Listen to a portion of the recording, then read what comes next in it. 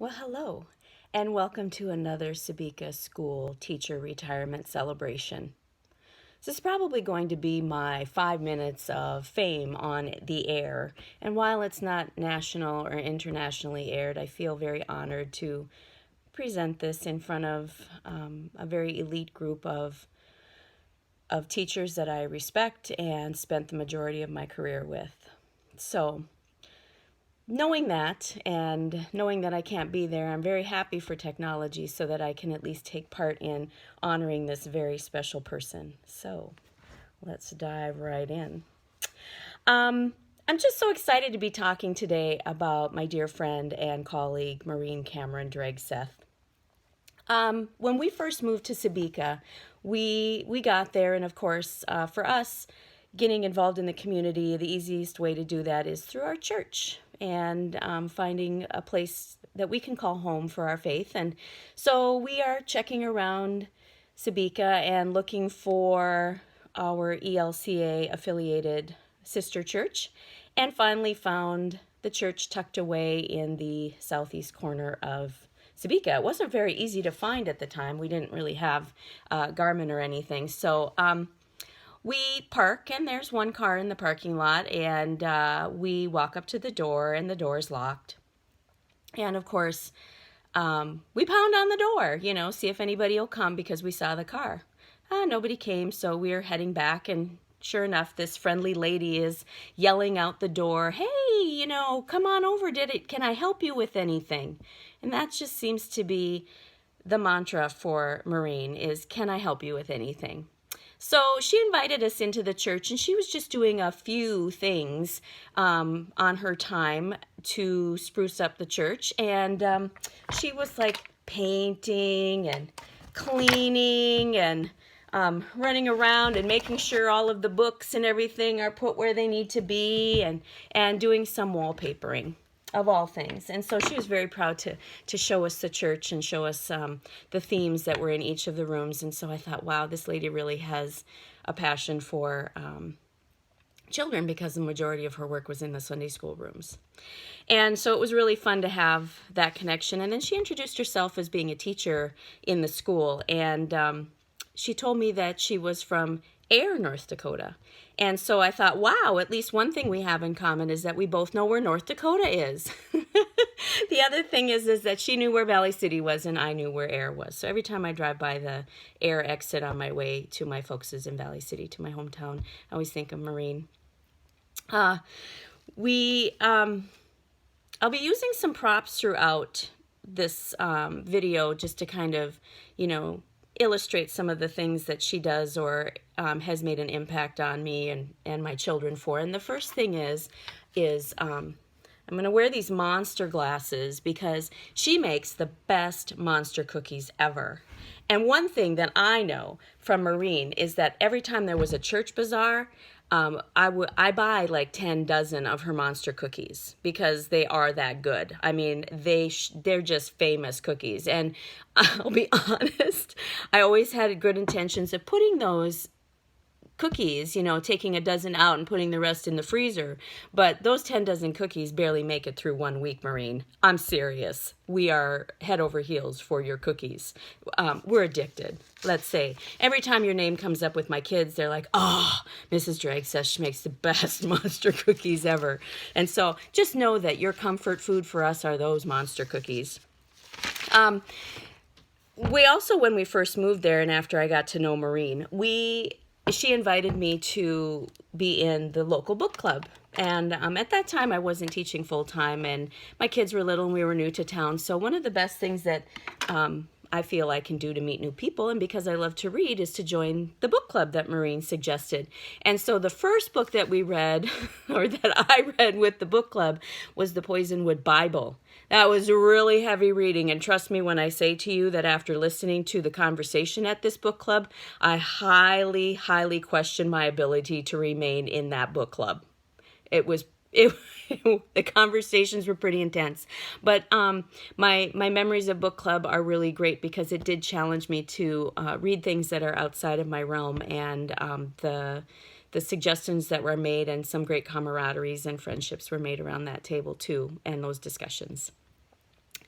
When I started subbing, I got to know Maureen a lot as a teacher because I would sub in her room quite a bit, and there were a couple of times when she was writing grants that I she just asked if I would do it, and I was very pleased to do it. She had there wasn't a minute wasted. Her lesson plans detailed, and not a minute was wasted. I felt like a crazy person a lot of times when I left, and I was so done for the day. I'd get home and I'd put my pajamas on. I didn't care if it was 3:30 in the afternoon. I put my pajamas on and just had to decompress because of the experiences that she provides for her students in the classroom, manipulatives, and then also the time that she allowed kids to just enjoy reading, just giving them free choice in that time to just decompress and enjoy reading for something other than a purpose, that they could just pick whatever they wanted, whether it was on level, below level, above level, and they could just take that time to love books. And then also her love of science. One thing that I do when I'm teaching my science methods courses to my pre-service teachers is I always mention Maureen, because science seems to be something that gets kind of pushed to the wayside now with all of the requirements. And so Maureen, thank you for your example, because when I was teaching science in 3rd grade, I tried to provide as many opportunities as I could for those kiddos, because that's what it's all about. It's about experiencing and exploring. And so I thank you for that from the bottom of my heart.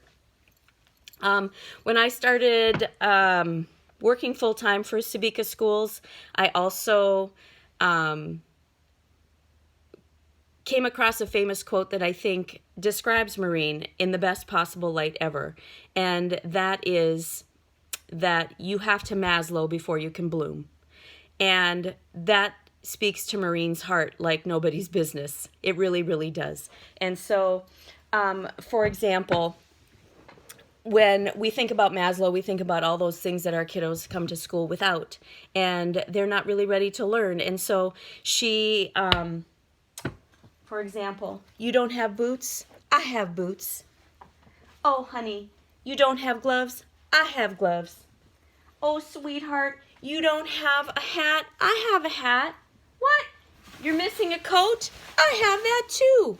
Oh my goodness, it's raining outside. You're gonna get wet. You don't have a raincoat? I have a raincoat for you. Oh my goodness. You did not eat breakfast this morning? What would you like? I have yogurt. I have a cheese stick. I have a granola bar, honey. What would you like to eat for your tummy? What? I even have some crackers. You don't like all those? I have crackers. What would you like to eat this morning so your belly is full and you're ready to learn? What? Your shoes blew out. I have shoes for you. What?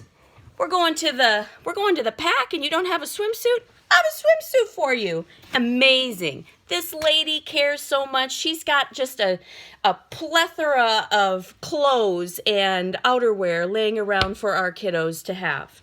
What? You got a boo-boo? I have Band-Aids. What? Mrs. Cannon, you have an experiment today and you don't have your baking soda or your vinegar for your volcano? Look, I have extra. Go ahead, take that. What? You're crying? You need a listening ear? I have a box of Kleenex, and I have the ears. So thanks, Maureen, for all you do for our kiddos. They need that. Your love and hugs, they go a long way. I think that what you do is just to make kids feel important is probably at the heart and soul of what you do too. The year that we taught together, of course, we had we had a field trip that we went on, and of course I can't talk about our year together without talking about that field trip.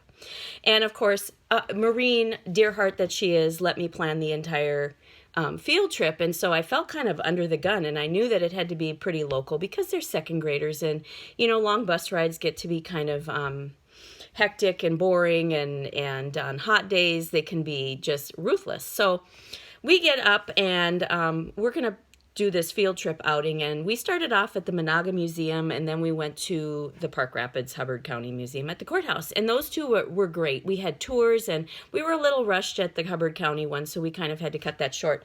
But we had tour guides who led us through the buildings and talked a little bit about some of the artifacts that were there. And our kids were pretty well behaved. You know, there were a couple of them that always are, but very well behaved. And then we got on the bus for our piece de resistance, the emu farm, which I thought was going to be amazing. And it's not that it wasn't amazing. It was just some of the things that happened on our trip to the emu farm.